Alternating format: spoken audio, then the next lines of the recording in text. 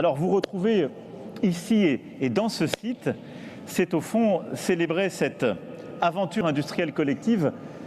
à Toulouse, dans cette capitale qui n'est pas simplement celle du rugby, mais également en effet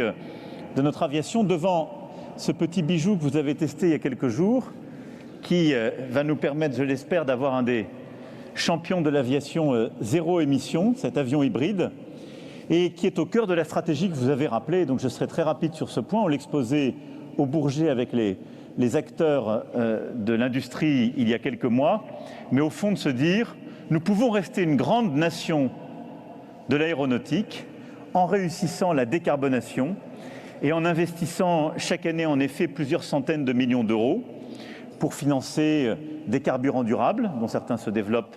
là aussi massivement dans la région, pour financer une motorisation beaucoup plus légère, transformer l'ensemble de la chaîne et de la production et vos systèmes à venir, et pour aller aussi vers l'hydrogène, tout ça étant des modèles complémentaires auxquels nous croyons parce que nous y sommes tous engagés, de l'électrique à l'hydrogène en passant par l'hybride.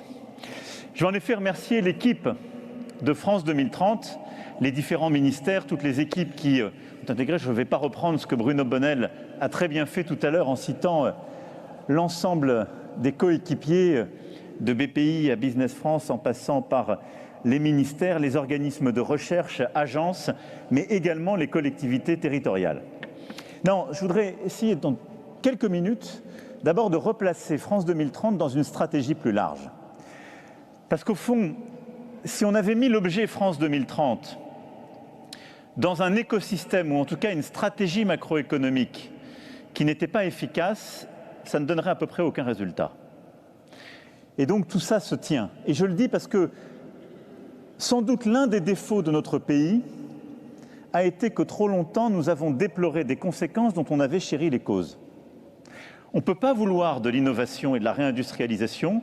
si on continue d'aimer les taxes qui augmentent, de sanctionner la réussite et de ne pas faire les réformes qui permettent de réussir.